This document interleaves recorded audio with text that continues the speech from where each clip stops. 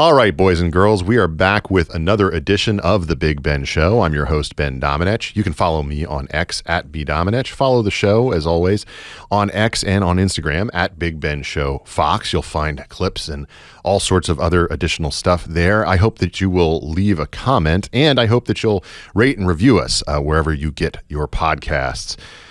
I want to talk to you today about what's been playing out over the past week and a half, a little bit more than that now, in the public airwaves surrounding the question of war crimes and what's been going on when it comes to the Trump administration's policy regarding these narco-boats that have been coming across and getting blown out of the water by the Department of War under the authority of the President of the United States in what has been an escalating conflict with the narco-terror groups across multiple countries, but particularly located in Venezuela.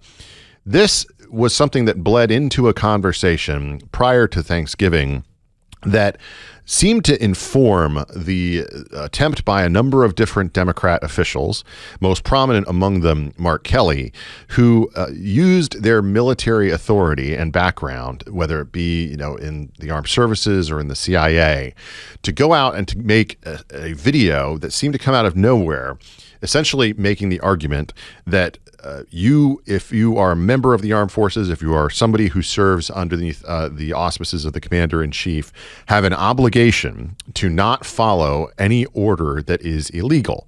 Now, of course, this is something that should normally go without saying. But as soon as that happened, I think a lot of us who lived through the first Trump administration had our antenna go up, because it sounded like exactly the kind of things that were said before the appearance of a so-called whistleblower that led ultimately to the first Trump impeachment and the follow-on, including, one of the Vindemans, that led to material coming out about the president's call with Ukraine that seemed to be something teed up by the Democrats before it ever came forward. In other words, they were prepping the ground for something that was going to come. And come it did, which was this Washington Post report. It laid out in detail a circumstance in which they claimed that a strike had been carried out against a boat under the auspices of this new escalation toward these narco-terrorists, and that Secretary of War Pete Hegseth had given an order to kill them all that led to additional strikes against the boat being carried out in order to kill two survivors who were very dramatically clinging to wreckage at the time.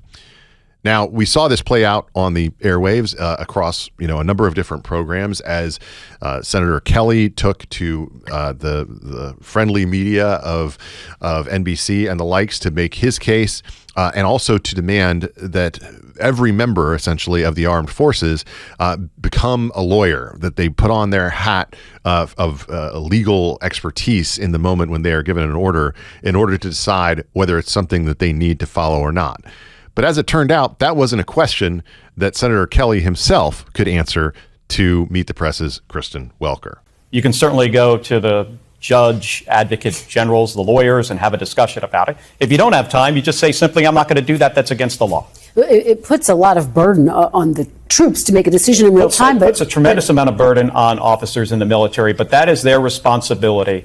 And they can figure out, a reasonable person can tell something that is legal and something that is illegal. So would you refuse these specific orders to strike drug boats if you were still in uniform? Well, the difference between the initial strike and what is being reported, as a second strike, and those things are different. I think this administration has tied themselves in knots, the explanations that we have received on how this is all legal. And I was saying weeks ago, my concern is with the service members, that we're gonna put these individuals in a really, really tough decision, in a tough place. And they may find out, down the road that they did something that is illegal. It is not fair to them. That's why we need presidents and Secretary of Defense who understand the Constitution, who understand the rule of law, and have more respect for the Constitution and the country and service members than the whims I'll be president. So I just want to point out what Senator Kelly is doing here is actually none of what he's claiming to do. In fact, what he is doing is threatening these service members, warning them that they could bear the consequences of any ramifications of not going in the direction that he wants them to go when it comes to these orders coming down. He is directly threatening them. And that's something that I think we need to understand in context here. As much as these people like to wrap themselves in the flag when it comes to their opposition to President Trump, in this instance, he is essentially saying they need to jump to the end and agree with my legal argument, which hasn't played out, of course, in order to avoid any kind of ramifications for themselves where they end up getting court-martialed or face ramifications for their decisions in the future. Now, after that Washington Post report came out, which seemed to me quite colorful and had all of the marks of being something that was reliant on, a number of different unnamed sources who claimed that certain things happened in certain ways that just didn't seem to pass the smell test to me. I couldn't really believe that this was a situation where you would have two people clinging to wreckage and have somebody calling for, additional strikes to go back in, especially considering, by the way, that we're talking about Hellfire missiles and the situation when you're watching the footage that has been released to us, you see how quickly these things are able to demolish, material in the area. It seemed much more likely that this was a follow-on strike that was designed to make sure that there was nothing floating around that anybody else could pick up.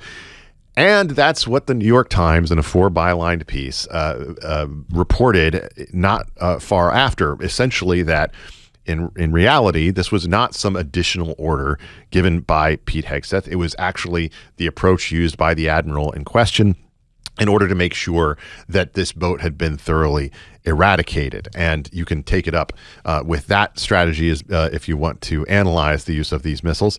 But it's something that we've seen happen time and time again, especially during the era of Barack Obama, when those drone strikes were used over and over again against terrorists on the other side of the world. Whether you agree with the Trump administration's policy or not as it relates to these boats, it's important to get the story right. And the Washington Post got it wrong in a way that seemed designed to actually cater to the crazy whims of these Democrats who really want to turn around and frankly become the defenders of the people who are driving these boats. They've claimed that they are fishermen. They've made all sorts of other ridiculous assessments of the dangers that they represent to the American people. And Pete Hegseth himself was having none of it when it came to being called a war criminal. Proud to do it. So you didn't see any survivors, to be clear, after that first strike? You personally? I did not personally see survivors, but I stand, because the thing was on fire. It was exploded in fire or smoke. You can't see anything. You got digital. This is called the fog of war. This is what you in the press don't understand. You sit in your air-conditioned offices or up on Capitol Hill and you nitpick and you plant fake stories in the Washington Post about kill everybody, phrases on anonymous sources not based in anything, not based in any truth at all. And then you want to throw out really irresponsible terms about American heroes, about the judgment that they made. I wrote a whole book on this topic because of what politicians and the press does to warfighters. This is the type of situation where I'm glad to have someone who can communicate as well as Pete Hegseth does, as you all know, in that position, because I think that he laid out pretty clearly what actually happened here. There's going to be additional hearings. There's going to be follow-on. Of course, there should be. Congress has the right to do that. And they clearly have had, numerous figures, including people who support the Trump agenda generally, such as Roger Wicker, raise issues. It's not just Rand Paul who's out there saying, that there are constitutional issues in question. There are others as well. And that's good and should come in time. At the same time, this type of behavior on the part of this hand-in-glove attitude between the media and the Democratic politicians who serve each other's interests and are working in tandem to try to bring down this administration's policy in so many different areas is something we should have a natural skepticism toward. And when a story like that comes out that seems like it's too good to be true, it fits too many narrative pieces, we should all operate with a degree of skepticism about whether it's something that's been planted or not. And then there's the other aspect of this, which is what position Democrats seem so willing to take that actually, when it comes right down to it, They are willing to not just say maybe there are thorny constitutional issues, as somebody like Rand Paul does. Maybe there are, things that need to be done in order to make sure that this is a justifiable war, a justifiable conflict that rises to that level, et cetera. Maybe there are some things that need to be put in front of Congress. There's that argument. And then there's the argument that actually just stands right alongside these criminals, these drug traffickers who make and profit from human misery here in America time and time again. And I hate to tell you this, but that's where the Democratic Party is right now. Was this self-defense, and how do the rules of international waters play into whether this was a war crime? Yeah, in my opinion, no. This is not self-defense. And no matter where you do the strike, if it's not self-defense, then it's illegal. And look, I have a lot of sympathy for the general idea that when we send our service members out into combat, they got some very difficult decisions to make. When you look at what was going on in Iraq and Afghanistan, and you're stopping someone, do they have a gun? Do they have a suicide vest? Are they a threat? When you're in the middle of an insurgency with roadside bombs and car bombs and all of that, even in the aftermath of the Afghanistan pullout, when we had that suicide bomber kill 13 service members and hundreds of people in Kabul, and we did that strike against a car that we thought was a threat that turned out not to be a threat, I have some sympathy for that. But people on a boat in the middle of the Caribbean carrying cocaine are not a direct threat to the lives of our service members or Americans. I'm sorry. I can't believe we elect some of these people to Congress. That, by the way, is Adam Smith from Washington State. I think if the Democratic Party would like to stand up and say that these narco-terrorists who have contributed to so many deaths across the country over the past numerous decades, trafficking in cocaine, in fentanyl, in other illegal drugs, if they want to take that under their own auspices as being part of their platform, God bless you and run with it, because I don't think the American people are going to buy that for a second. You're listening to another edition of The Big Ben Show. I'm Ben Domenech. We'll be back with more right after this. And we're back on The Big Ben Show. Joining me now is Ryan Thorpe. He's an investigative reporter at the Manhattan Institute. You can follow him on X at @RK_Thorpe with an E. Ryan, thanks so much for taking the time to join me today. You obviously have been all over this story that has, for whatever reason, exploded across the national consciousness in the last couple of weeks regarding the disproportionate degree to which a Minnesota public program was exploited by a number of different organizations that used the opportunity during COVID to set up all manner of fake organizations in order to steal taxpayer money to a degree that I think was not fully understood until the past couple of weeks, even if people had some level of awareness of fraud during COVID. First off, before we get into the nitty gritty, can you give us an overall view of what was going on in Minnesota and the way that this fraud played out? Absolutely. Pleasure to be here. The state of Minnesota is awash in fraud. The situation has gotten so bad that the U.S. Attorney's Office has indicated that there are entire government welfare programs where the fraudulent activity outstrips the legitimate claims. We don't know the total dollar figure in terms of what's been defrauded from taxpayers yet, but it's very safe to say that we're talking billions of dollars.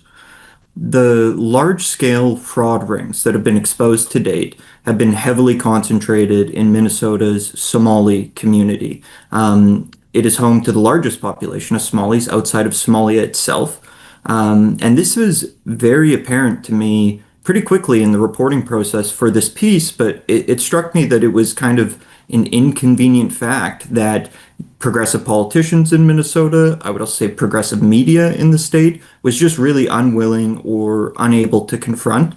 And as we continued our investigation here, we developed a number of counterterrorism sources who indicated to us that millions of stolen taxpayer cash were being sent abroad to numerous countries, but often back to Somalia in the form of remittances for family members, and that investigators confirmed that some of this money had ended up in the coffers of Al-Shabaab. So the Minnesota fraud story has been developing for a number of years. But I really think it was that angle regarding the money ending up in the coffers of Al-Shabaab that allowed this story to kind of punch through in a way that it hadn't before, and now it has broken into a national story. I want to play some sound for you. This is first from Caroline Levitt.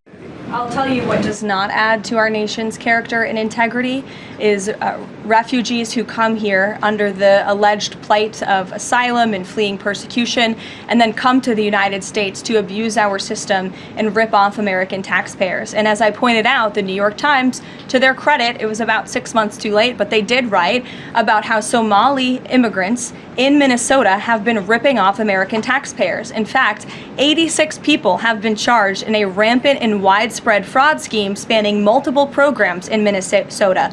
Of those 86, 78 of those people are Somali, 91% of them charged. So far, 59 of those people have been convicted for their roles in fraud plots that have stolen $1 billion from taxpayers. The first inkling that I had of this story was, or the thing that kind of broke, that put it on my radar, was the attempt to bribe a juror in one of the cases involved here, a very blatant attempt, in fact. Can you walk us through a little bit of what the response has been from Minnesota to learning about the ways that they were ripped off during the COVID era through all of these different programs? I would say that the response has been somewhat polarized. At least from what I've seen, what I've been hearing. I've been having conversations with people on the ground. While I was reporting this piece, I spent time there reporting things out, establishing connections with people. There are many people that are very thankful that this is now a national conversation. I think that there have been people in the state who have been trying to raise awareness about this for a very long time and were somewhat confused why, given the scope of the problem, they were trying to point out why it seemed like no one was paying attention.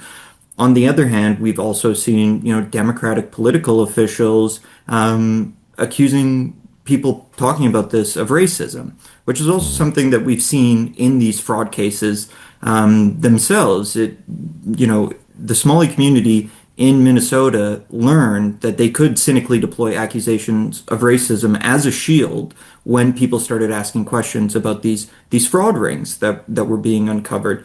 So I think that there are many Minnesotans quite grateful that this is now a national conversation. And then there are others who are attempting to deflect and kind of get people talking about other things, because this is quite damaging for many political officials in the state. The project here is one that was obviously widespread, but I'm curious, did it have ringleaders effectively, key figures who established early on, hey, this is a way to get government money, and we're going to prey essentially on the natural biases of these leftists in Minnesota who will feel like they're racist if they question us or say no to us? Yeah, I mean, you start digging into the details in a number of these cases, and it is clear that there are ringleaders. One of the fraud cases that we spoke about in our piece was autism fraud, and there has only been one indictment announced to date, but the U.S. Attorney's Office indicates that more are coming. But the woman who has been accused so far is of Somali heritage. And it's very clear, according to the information released by the U.S. Attorney's Office, that she was serving as a ringleader here. She was going out into the Somali community. She was kind of gaining the trust of parents in that community, talking them in or offering them the opportunity to get their children fraudulent autism diagnoses, and establishing kind of a wider network throughout that particular population in Minnesota. So it's definitely safe to say that there are ringleaders here. Having said that, I think we need to acknowledge that this was a wide network of people, and it often spread out, in a fairly deep fashion into the Somali community itself. Mm-hmm. The process involved, you would have these different setup entities that would go to the Minnesota government and ask for taxpayer funding. What were the thresholds that they had to meet, or the rings that they had to jump through in order to get access to that funding? And why did none of them throw up a serious barrier to this fraud at any key point? Well, what we saw in the Feeding Our Future scam, which is the COVID era food program that was defrauded to the tune of $250 million at least, they really, the perpetrators of this fraud ring really flexed their political muscles. So there was a point at which, some concerns were raised that, hey, this nonprofit is expanding its operations very quickly. The amount of federal funding that's being released to it has absolutely skyrocketed. Are we sure this is on the up and up? And the response was that the ringleaders filed a lawsuit alleging racial discrimination. And furthermore, they tapped into the various political contacts they had developed in that state, from people that were working for the Minneapolis mayor to state senators to congresswomen to the state's attorney general. So I think that helps explain why this, was allowed to go on for as long as it did. The other program I would point to that I find quite interesting is Minnesota's Housing Stabilization Services program. This has also been significantly defrauded. It has now been shut down because the U.S. Attorney's Office indicated, I think there's more fraud here than there is legitimate claims. But that program, the more I looked into it, the more it almost seemed designed to facilitate fraud. Like, there were so few checks and balances that were built into Fraud is a this. feature, not a bug. Yeah, that's the impression. It's like, if you were to design a program to facilitate fraud, it would probably look like that one. So there was also, just serious issues here from a policy standpoint when it came to program integrity and a lack of kind of rules and checks and balances that were in place. The person who was presiding over this, of course, is known as a national figure now, Governor Tim Walz. Let's hear how he responded to questions from Kristen Welker on this point. Do you take responsibility for failing to stop this fraud in your state? Well, certainly I take responsibility for putting people in jail. Governors don't get to just talk theoretically. We have to solve problems. And I will note, it's not just Somalis. Minnesota is a generous state. Minnesota is a prosperous state, a well-run state. We're AAA bond rated, but that attracts criminals. Those people are going to jail. We're doing everything we can. But to demonize an entire community on the actions of a few, it's lazy. This president has cut a lot of inspector generals. He's cut programs that could help us tackle this on. So we'll take it on. We'll put folks in jail. I don't care what your nationality is. I don't care what your religion is, your color. If you're committing crimes, these are programs that were meant to serve students with autism, to housing, and to making sure people had enough to eat. There's a reason Minnesota ranks as the top, lowest childhood poverty, best place for children to live. People are taking advantage of that. They're going to prison. That is totally disconnected with demonizing an entire group of people who came here fleeing civil war and created a vibrant community that makes Minnesota and this country better. So even in the context of this, you have to hear from Walz that,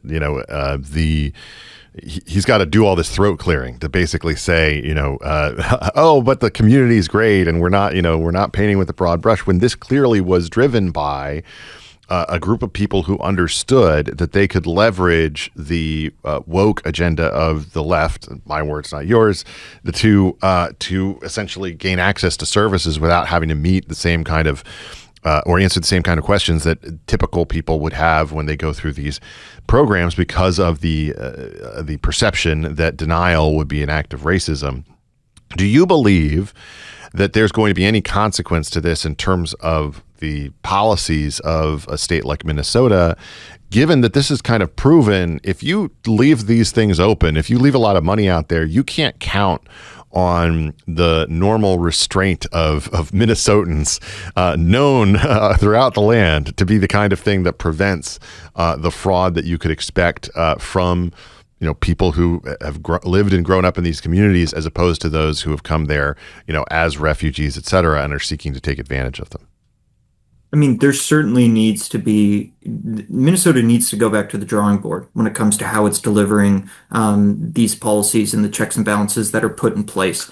Whether or not that happens and happens to the extent and to the degree that it should, given the kind of scope and nature of this problem, that remains unclear to me. The other thing I would flag is, I think, it seems to me, a lot of people I'm speaking to there, it seems like there's a bit of a political reckoning coming on this front. I think many Minnesotans are outraged, and they should be, because their government has failed them. The people that they elected to look out for their interests have failed them. They've been ripped off in a massive fashion. Dollars that were, earmarked for people in need didn't go to where they were supposed to. And so, ultimately, I think it's a situation where Minnesotans are going to have to decide at the ballot box what ultimately, what kind of consequences result from this. But, Tim Walz's point, essentially crying racism, that this is all, a result of people being racist against Somalis. It's simply not the case. And, when you're looking into an issue like this, you have to where do the facts lead you? And we have to be honest and confront the reality for what it is, because unless you actually correctly identify a problem, you can't even begin to start figuring out, okay, how do we solve it? Mm-hmm. The aspect of this that the New York Times did not support in their reporting was the connection that you and your colleague Chris Rufo made to the money in question, or at least some of it, flowing into the coffers of terrorist groups and other ne'er-do-wells back home, primarily in Somalia. Talk to me a little bit about the evidence that you found that supports that thesis, one that obviously takes this from being a refugees exploiting taxpayers to the nth degree, and an astonishing thing if you care about taxpayer dollars, to something that rises to the level of a national security threat as well. Yeah, so I want to be clear on the specific claim that was made in the piece, because I do feel like there's been some confusion about it. Our accusation or allegation wasn't that these fraud rings were specifically or purposely ripping off government programs in order to raise money for Al-Shabaab, but that in an inadvertent fashion, as this money moved abroad, Al-Shabaab was taking a cut. This was a claim I first heard while, relatively early on in my reporting process for this story, and I spent a significant amount of time working on this piece. I went to Minnesota, did on-the-ground reporting, met people in the community. The source who first indicated to me that this was a possibility was someone I considered highly credible, who was well-placed, well-connected, who would have been in a position to potentially have access to information of this nature. Obviously, that is not enough to go on, but it flagged to me that this is an avenue to pursue. Subsequently, I was able to find a former police detective who had also been a longtime member of a JTTF, who had looked into this issue over the course of a number of years, and who indicated to me that, yes, they claimed this is happening as well. They explained to me exactly what their investigative process was, why they believed what they did, part of the difficulty law enforcement has in actually bringing cases for something like this. At that point, we had 2 layers of verification. I still didn't think that was enough. I then got a third source who was a longtime JTTF member in Minneapolis specifically, an FBI agent who had worked on Somali cases, who confirmed to me that, yes, this was happening. This was undoubtedly going on. That was 3 layers of independent verification from well-placed sources, in my opinion. Furthermore, it fit more broadly with open source information that we were able to find. Reports from, very reputable organizations talking about the fact that Hawala networks have long been recognized to pose a significant risk when it comes to organized crime getting access to money, but also terror groups, and specifically pointing to Al-Shabaab in Somalia. So that open source information combined with the individuals that we had spoken to and the credibility of those sources, I feel quite comfortable with our reporting on this. And, the New York Times, they basically said, look, there's no solid evidence to support this assertion. I just think that claim is patently false. Mm-hmm. I want to go out on this. There's a general assessment going on, I think, of the degree to which these generous government programs are essentially playing on the guilt of various Americans, especially well-off white Americans, I would say, who feel like, I'm here because of my privilege or something along those lines. And they do have whether it's an altruistic desire or one that is simply designed to make them feel better about themselves, because it's usually a little bit of both when it comes to the motivation, let's be frank, to have these types of programs that are designed to support legitimate interests of the community, making sure that kids are fed, making sure that people are taken care of, et cetera. That Scandinavian model, from my perspective, requires a citizenry that is not going to exploit it, requires one that is going to instead make actual priority judgments about who needs what, who's really disabled versus someone who's just trying to get access to a system. And we've seen this play out across the country in a lot of different ways. Do you believe that this Minnesota story, to the degree to which it clearly has grabbed the attention of people across the country? I mean, there's so many people who I've talked to about it from a lot of different walks of life in different parts of the country over the past couple of days. Do you believe that that's going to lead to some kind of reckoning, hopefully, about the degree to which these programs exist in the first place and what kind of barriers need to be set up, regardless of which state we're talking about, to make sure that they do not find themselves in a similar position down the road? I mean, I would certainly encourage that. I would hope so. I think that would be a fantastic outcome from this conversation. It's a discussion that needs to be had. I think Minnesota can serve as a bit of a case study as to what can happen here. And I take your point well about this fraud story in Minnesota.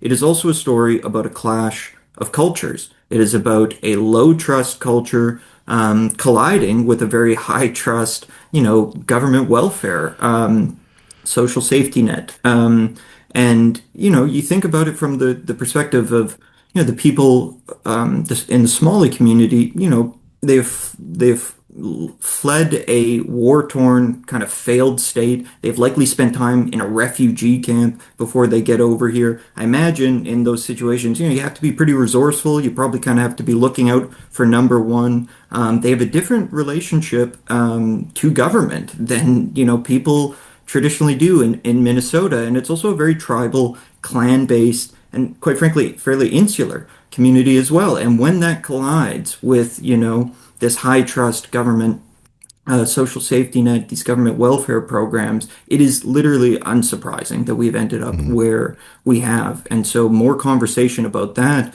and more states looking at what's going on in Minnesota, thinking, how do we make sure that, if this is happening here, how do we put a stop to it? How do we make sure it doesn't happen here to the same extent? I would certainly encourage that. And I think that would be a great outcome. Mm-hmm. I would recommend to my listeners Bill Vogeley's book, The Pity Party, which delves into all of the different motivations that factor in here and the many, many examples going back decades and decades of how programs like this are designed more to flatter the political opinions of the people who create them than actually solve any of the problems that they're meant to address. Ryan Thorpe, thanks so much for taking the time to join the Big Ben Show today. You can follow Ryan on X at RK_Thorpe. He's an investigative reporter at the Manhattan Institute, and we will look forward to reading your continued coverage of this story in the future. Thanks so much, Ben.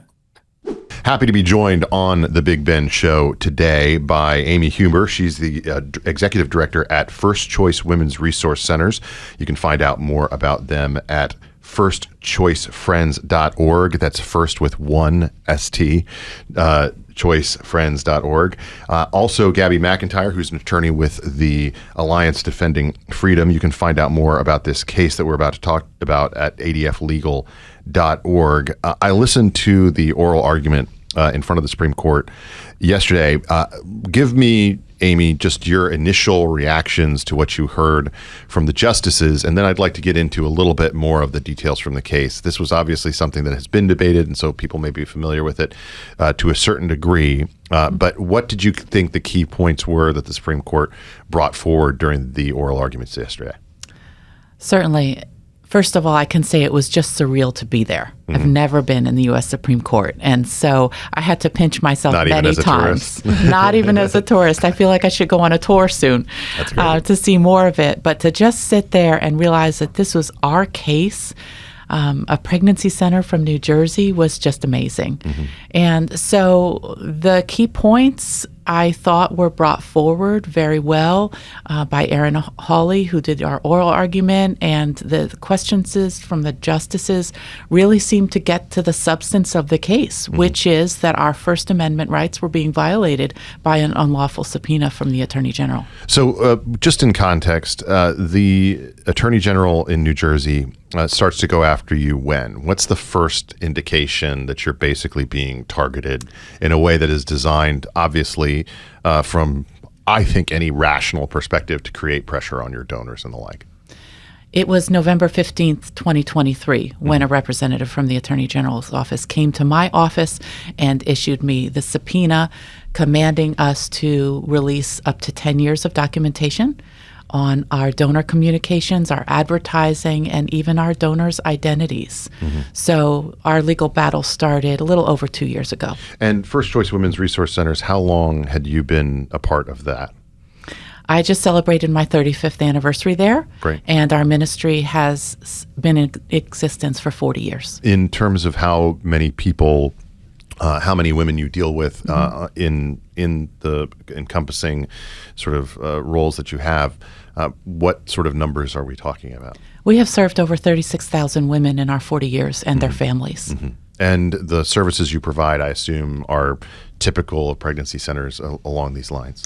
They're all free of charge. They include pregnancy tests, options counseling, medical confirmation of pregnancy via ultrasound, and a whole host of material services and support for women in unplanned pregnancies. Is a lot of this referral-based where you're sending them, they have questions and you're sending them to places that can provide them with additional support and the like in the community? Yes. If we don't provide those exact services that they need, we will refer them. And the support that you get from the community, from your donor base, is that mostly small donors? Is it the kind of thing that you see, frequently across the country where, it's a community basically coming together to say this is something we want to do? Certainly. It's smaller donations. We receive no public funding, no government funding. And so we're a smaller nonprofit, not a national entity. Yeah. So one of the things that I've experienced, and I support a number of these different entities, and so does my wife, in different states that we have connections to and communities we have connections to, is that this is one of those areas where a small amount of money can make a big difference. Yes. And that those things add up, and it's, the fundraising appeals that you're getting are not for, come buy $15,000 tables at our annual fundraiser. That's correct. They're much more small dollar. But this is the sort of thing where also that's an area where intimidation, in my experience, tends to work more in terms of driving people away. Where, if you're a major donor to a lot of these national firms and you get flack from people, you're more likely to dig in your heels because you're confident. And for someone who's giving, a small amount of money, they don't want to end up on some list. They don't want to end up, having to respond to, neighbors who don't like where they're standing. In terms of the reaction that you had initially, what amount of thought did you give to complying with the subpoena? I would say that was a very small consideration, honestly, because the impact on our ministry and on other pregnancy centers across the country would be too great if we were to comply and to not stand up and fight it. So from the beginning, I had a very supportive board of trustees who said, yeah, we need to stand up because this is wrong and the implications are too great if we don't. Why did the Attorney General pick you? That's a very good question. Perhaps it's because we're one of the largest pregnancy centers in New Jersey. So perhaps if we could be targeted, then other smaller centers could be targeted more successfully. Is there a donor interest on his side that particularly, has clashed with you or gone after you? I don't know. I haven't gone through and looked at it, but I, assume that the kind of dollars that you typically get, flowing in that direction are people who don't like the kind of work that you do. Can you repeat that again? Is there any kind of donor backing or anything like that you think might have played a role in him targeting you? It just seems like something that's... I understand. It seems like something that from the outside, it read to me as performative. And in a way that I always kind of ask, okay, so who asked him to do this? Well, it's important to realize, I think, that before we were served the subpoena, a consumer alert was issued against pregnancy centers in our state, and it's been confirmed that there was communication with Planned Parenthood and with the abortion industry in issuing that. So that kind of thing is something that we've seen as well across the country, as you said, and this is kind of the legal weaponization to go after that and pursue it even further.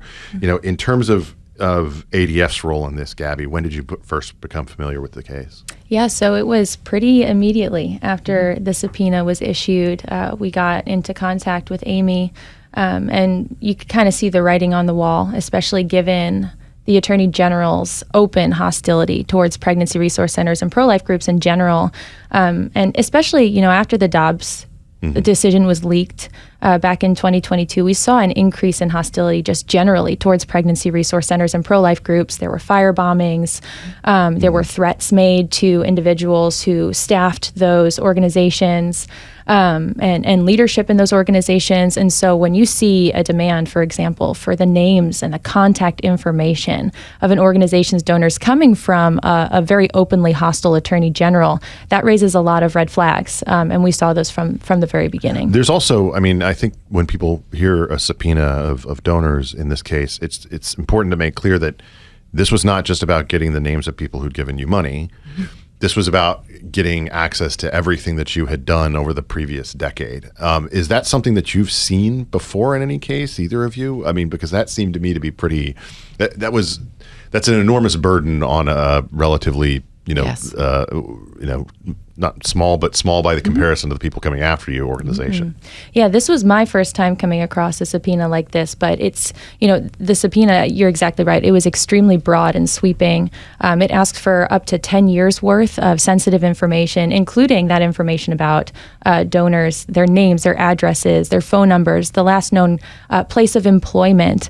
So it really dug deep into that, and that's constitutionally protected information. And, after the oral arguments yesterday, it was never more clear that this is government intimidation dressed up as law enforcement. I was actually surprised by how weak their argument was, because I assumed that they would have more to dig in on that.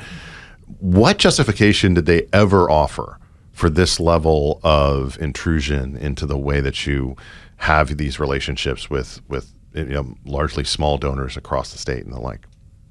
Well, sorry, go ahead. Yeah. No, you go ahead. Well, the Attorney General, in his pleadings, and then also we heard at oral argument yesterday, there were no complaints. Justice Thomas really focused on this. He repeatedly asked counsel, were there any complaints against First Choice? What was the reason why you initiated this investigation in the first place? And they conceded there were no complaints, no underlying complaints from donors or from clients. Their argument in the pleadings was that, just based entirely off of supposition, if a donor went to First Choice's website, maybe they wouldn't have known that it was a pro-life organization, and maybe they gave to the organization thinking that it was an organization that provided or performed abortions or referred for abortions. This has been a claim that they've advanced in other instances across the country in terms of attempts to, and I've largely seen it in the context of attacking the online promotion of various pregnancy centers and the like, accusing them of flagging them to Google and things like that, of misrepresenting themselves because they don't offer abortions. Of course, that's something that is just, it completely, it's designed to be an argument that, is impossible in some degree to rebut, because no, you don't offer abortions, but that doesn't mean that you can't promote the pregnancy center, and that, as you can with any other, offering or NGO or social program that's of the like, was when you had that kind of burden in terms of the degree to which they were going to intrude on your donors come forward, Aimee, what was the thought process on how much effort, time, and expense it would take to have actually met that subpoena? I honestly don't know how to quantify that, because it's so overwhelming and so burdensome and so daunting. Yeah. Up to 10 years? It's hard to even imagine how I would be able to comply. And that subpoena gave us 30 days to comply. Mm-hmm. I can't even imagine it. It's obviously you are dealing with much higher stakes involved, and of course your case went up to the Supreme Court. But when the NLRB came after me over a tweet that I had put out, and their subpoena covered any interaction, including interaction about sources, about editorial, about anything associated with that for me and my employees at the time over the course of the previous 3 years of the publication. That's an incredibly invasive, abuse of any kind of free speech ability. It would expose all sorts of reporting processes and everything like that. And it also would have been just impossible given the number of writers that we had for us. And at the time, the thought that I had in my head is, this is the punishment. They don't actually care what the outcome of the case is. And of course, we defied them, or I defied them, and personally, because the case was about me, and we ultimately won. But the point is that that moment when I was like, they're seriously demanding to see this much. I mean, it's impossible. That's not something that we could provide. And I'm not sure if it was 30 days, but it was a similar amount of time. And so that's meant to be the thing that punishes you or makes you want to give up or makes you want to throw in the towel. And to me, that's what's particularly frustrating about this case, is that you shouldn't have to get up to this level. You really should not have had to get to the Supreme Court, from my perspective, for this to be something that was thrown out. Why did it end up taking it all the way there? Well, the Attorney General, throughout this process, it's been 2 years since this lawsuit was initiated. He's been trying to keep First Choice out of federal court. And so the issue before the court yesterday was simply, can First Choice get to have its day in federal court to adjudicate its federal constitutional claims? And again, we heard this is a targeted attack. It's weaponizing the power of the New Jersey Attorney General to go after his ideological opponents. And when that happens, litigants and recipients of these sorts of intrusive subpoenas, they need to be able to litigate in federal court to check that state action. The experience that you've had, I'm curious, Aimee, have you had people reach out to you, contact you from within the kind of work that you do in other states across the country who've had similar experiences, maybe some of them who have chosen the other path, in other words, thrown up their hands and said, maybe this is something we just can't do? Or have you had anybody reach out? You don't have to say who they are, behind the scenes basically, and say, hey, good on you for standing up. We couldn't. Oh my goodness. That's another thing that's hard to quantify. All of the contacts, all the texts, the calls, the emails. We are behind you. Thank you for doing this, because you're doing it for all of us. Thank you for standing up so that we're not targeted too. The support and the prayers have been so encouraging and really have helped me through what's a marathon and not a sprint. As someone who's new to the Supreme Court experience, what surprised you about going in there to see these arguments play out? I think sitting there, I felt the weight of it. I was hopeful, I was prayerful, I was ready. But to sit in that seat and realize that these 9 justices, that what they decide is going to impact a ministry that is so close to my heart and so many other organizations, was very weighty. This is the end of the line. Please do the right thing. So I think the gravity of it and the weight surprised me. I was very encouraged, though, by how it seemed that they saw the essential arguments that we were making and how important they were. We're familiar, Gabby, in Washington with a lot of the previous targeting that's happened of various groups underneath the auspices of prior administrations. Obviously, one of the most prominent of these was the targeting of Tea Party groups aggressively by the IRS. And in ways that were completely tied to ideology, were not justified by the facts of the case. And that's something that still to this day, from my perspective, there was not enough consequence at the time for the IRS doing that.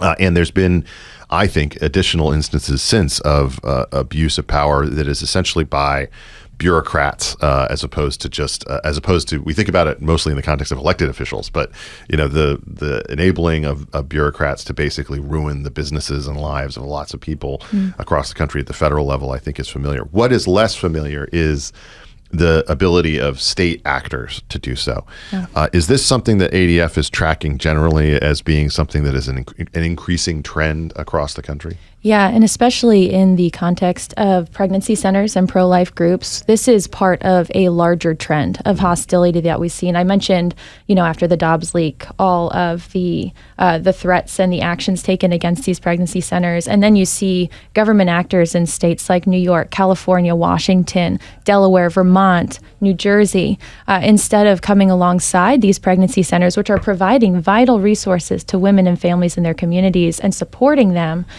they have chosen to go after them with either these intrusive and invasive civil investigative demands, these unlawful demands, or by passing legislation, for example. We've seen that in a number of states, legislation that is specifically targeted, like Colorado, for example, tried to ban abortion pill reversal, ban individual practitioners from using progesterone to attempt to reverse the life-ending effects of the first abortion drug, mifepristone. So you're seeing that come from various angles in the states, but this is part of a larger trend, and we're hopeful that if the Supreme Court is very strong in showing that this is a First Amendment violation, that they will be a little bit less inclined to take those unlawful actions. The court has been pretty consistently good on these speech issues in recent years. Yeah. When it comes to the concerns that you have about other areas where pregnancy centers and similar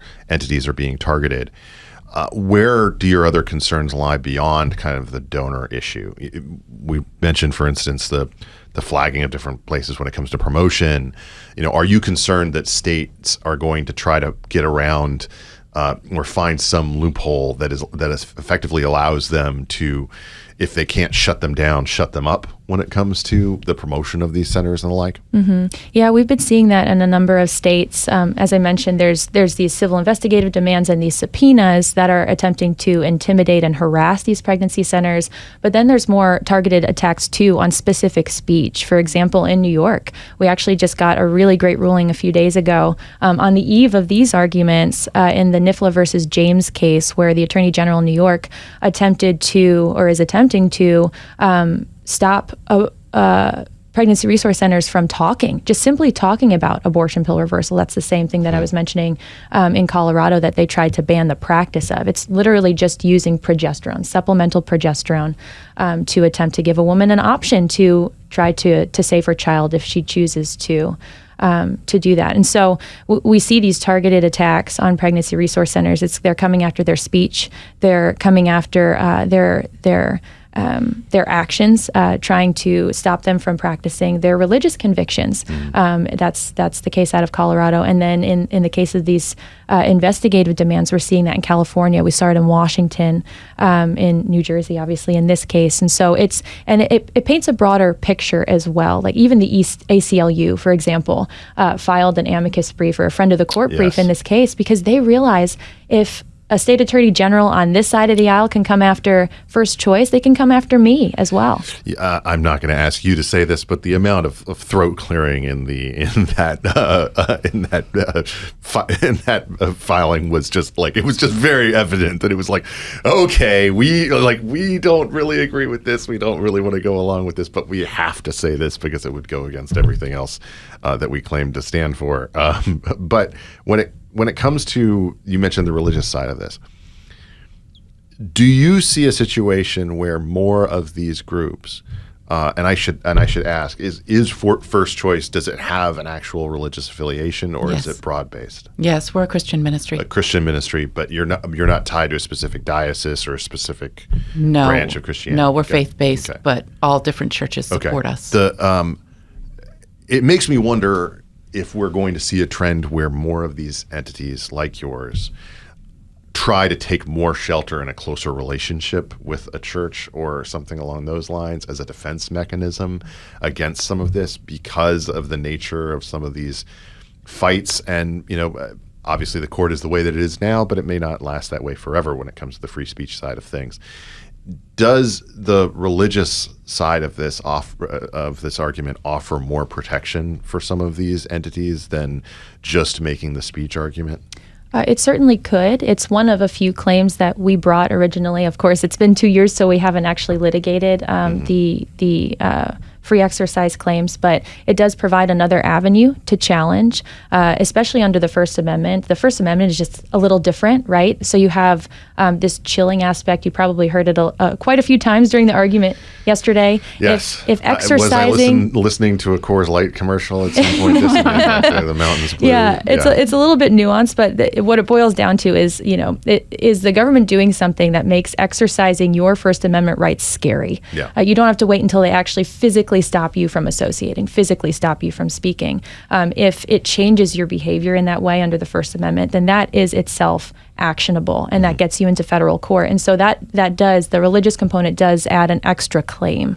Do you view this as the argument yesterday? I think virtually everyone who is a good faith observer of it, I think, would say that it was going your way, and that this was, you can't always read everything into oral argument. Obviously, that's what everybody always has to add as a caveat, but it just generally seemed to have that tenor. In general, is this something where you view the legal trajectory, Gabby, as being one that is going your way on the arguments here across the country, or is it one where the forces that are allied against these types of pregnancy centers are actually pretty emboldened, and they have a lot in terms of the different weapons that they're going to try to use to shut these places down? Yeah, I think they're emboldened either way, to be honest, but the legal trajectory certainly does seem to be a good one. Especially, we've had that victory in Colorado. We had the recent victory in New York, and it really did seem like the justices too. They were catching on to exactly what this is: the weaponization of the state government to go after their ideological opponents. And you heard it, even Justice Jackson chiming in too after, you had, who was it? I think it was Justice Alito. He's identifying that this, if they have to litigate in state court first, they'll never get to go to the federal court. And Justice Jackson says, well, are you really saying that? Is that really what we're dealing with here? And of course, New Jersey had to say, yeah. Especially under New Jersey law, that's exactly right. And that just can't be the case. Do you view this as a situation where they're going back home up the Acela corridor with their tail between their legs? Or is this more, we tried something and now we're going to just find a way to try it differently? Well, we're certainly hopeful that they're going to think twice before taking unlawful actions and doing so brazenly. And our prayer, obviously, is that, maybe they will back off. They won't want to try and to get this information. There's no reason for it. The subpoena itself is unlawful. And so we're hopeful, and we're really hoping that First Choice can get back to doing the work that they want to do and that they've been doing so well for 40 years. What's your focus on as you head back? Getting back to the work that we've done for 40 years. We didn't think that we would ever be involved in a legal battle, not in a million years. But when we saw what the stakes were and the fact that the women and the babies that we serve are worth it, and we've got to continue serving them, and other pregnancy centers need to do the same. Aimee and Gabby, thank you so much for taking the time to join the Big Ben Show today. You can find more about First Choice Women's Resource Centers at firstchoicefriends.org. That's first with one ST, choicefriends.org. Thank you both for taking the time to join me today. Thanks for having us. And we're back on the Big Ben Show. I want to thank you as always for listening, and I hope that you will follow us at Big Ben Show Fox on X and on Instagram. Quick grab bag from all the different things that happened over the course of the Thanksgiving holiday. I hope you had a wonderful Thanksgiving. First off, one of the things that we've come back to when it comes to American politics is the result of a a special election in Nashville that was attracting a lot of different attention for the fact that a socialist, the AOC of Tennessee, Afton Bean, was looking as if she might be able to pull off an upset in a district that had gone for Donald Trump by 22 points. She ended up losing by 9, and she responded to the loss by doing what a lot of white, blonde, leftist women do when things don't go their way. And tonight, because I believe in Southern hospitality, I called the Congressman-elect, Matt Van Epps, and I had one question for him. What will define what happens next? Do not let the Affordable Care Act subsidies expire. Do not raise healthcare costs for working families in Tennessee. But this... Never stop Karening. You never, ever stop Karening, even when you lose by 9 points.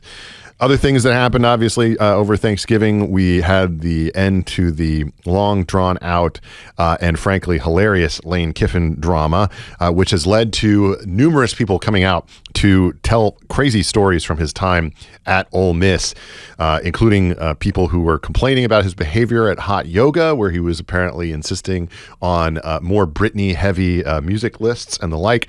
And the surprising story that says that apparently Juice Kiffin, his dog, is not his dog at all, which is really a disturbing thing indeed. Now Lane Kiffin goes to LSU, and I'm sure that marriage will last for a very, very long time, and he'll never go anywhere else. The other stories that popped up on my screen quite frequently around this time were the ongoing drama surrounding Olivia Nuzzi, RFK Jr., and her former beau, Ryan Lizza, who are in this ridiculous and over-the-top sexting scandal situation, recriminations over past relationships and the like, all surrounding the launch of her book, American Canto. The only thing that I have to say about that really is that I think if Pete Hegseth wants to restore any confidence across the political sphere after this conflagration over the strikes in Venezuela, is all he needs to do is get Olivia Nuzzi and Ryan Lizza out on a yacht in the Gulf of America and send in 2 strikes, because it's the only way to be sure. And then when it comes to the experience that we had on Thanksgiving, I know that we had in our last episode a conversation surrounding the fact that I was going to have to cook in a cabin, which was met with some degree of skepticism by Chris Kimball, formerly of Cooks Illustrated, now of Milk Street, who suggested that I do it so poorly that I never be asked to do it again. Well, guess what? It was a massive success, and I ended up using, in fact, some of the recipes from his own America's Test Kitchen in order to make not 1 but 2 turkeys there, which were very happily devoured by our family and now some of our friends as well. Leftovers are great, and I highly recommend, even in instances where you're having to deal with a difficult oven, trying something new, because it's a good thing to do, even if it does risk the eventual failed Thanksgiving. Of course, I did not have the best Thanksgiving weekend in the world, because that one belongs to this fine fellow. This is from WAVY TV 10. It happened Saturday in Ashland, and according to social media posts by Hanover County Animal Protection and Shelter, a raccoon broke into the store the night of Black Friday and ransacked several shelves. They have masks, don't they? The animal became intoxicated, then passed out in the bathroom. A sleeping raccoon was discovered Saturday morning. Head right near the toilet. We've all been there probably at some point in our lives, right? A little too much. An officer brought the masked bandit back to the county animal shelter to recover. So yes, that's a lot of liqueur for a little raccoon there. The raccoon slept it off for a few hours and showed no signs of injury. Bounced back. Officers released the raccoon back into the wild. The image accompanying this story, assuming that the raccoon moved in order in terms of going down the aisle, shows that he went from gin, looks like Tanqueray to me, Old Forester, to Glenfiddich, 12 years old, of course, and then unfortunately ended up with Tito's and some pretty cheap sour mix. And I'm pretty sure that that's the one that did him in the end. You need to deal with the order there, Mr. Raccoon, in order to have a more pleasant evening. You've been listening to another edition of The Big Ben Show. I'm Ben Domenech. You can follow me on X at bdomenech. Follow the show at Big Ben Show Fox across social media platforms. I hope that you'll weigh in with your own thoughts coming out of this Thanksgiving weekend, which had so many interesting stories in the comments section. Thanks as always for listening, and we'll be back next week with more to dive back into the fray.